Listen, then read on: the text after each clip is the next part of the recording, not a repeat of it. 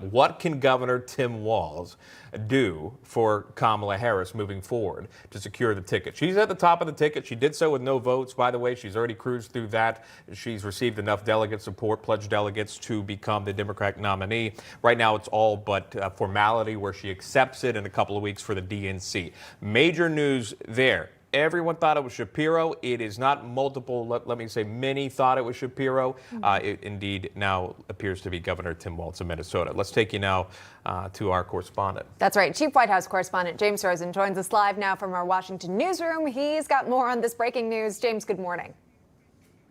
First, good morning, Sean and Emma. This selection and the fact that we know now that the first appearance between Vice President Harris, or featuring Vice President Harris and Governor Walz, will be taking place in Philadelphia, Pennsylvania. This vindicates what I told you both on this very program, I think it was last week, that there's a long history of the vice presidential nominee being rolled out in a venue that is not where that particular politician serves. This is a fascinating choice. I think it, in fact, shows that the era, which we've known for some time, but the era of choosing a vice presidential running mate on the basis of the state where they reside, that they have to help you win in that state, or that they might prove decisive in that state, that those days are over.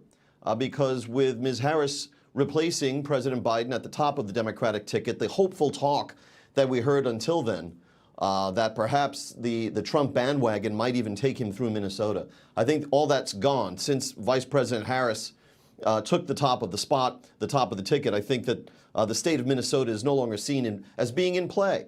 And so this choice of the governor of Minnesota obviously occurs for other reasons.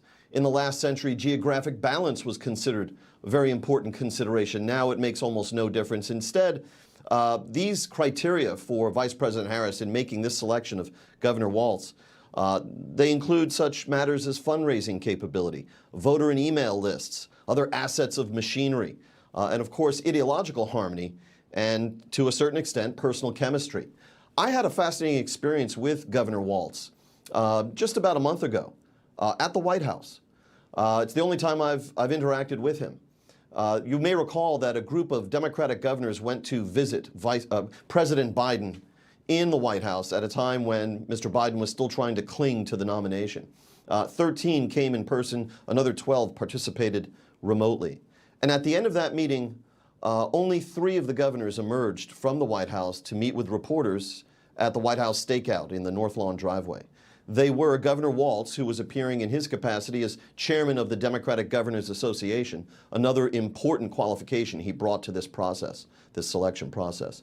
And then we heard also from Governor Wes Moore of Maryland and Governor Kathy Hochul of New York.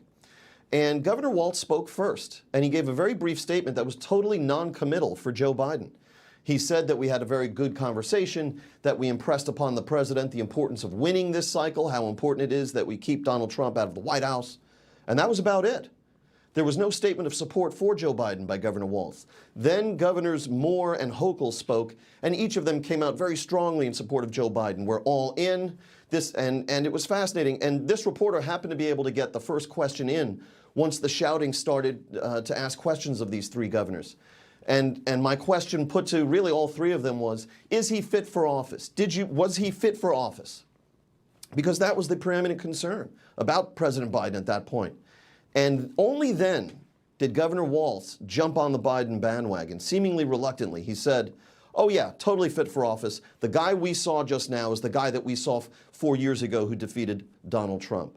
But once the great switch occurred at the top of the ticket, I thought back on that appearance by those 3 governors outside the White House.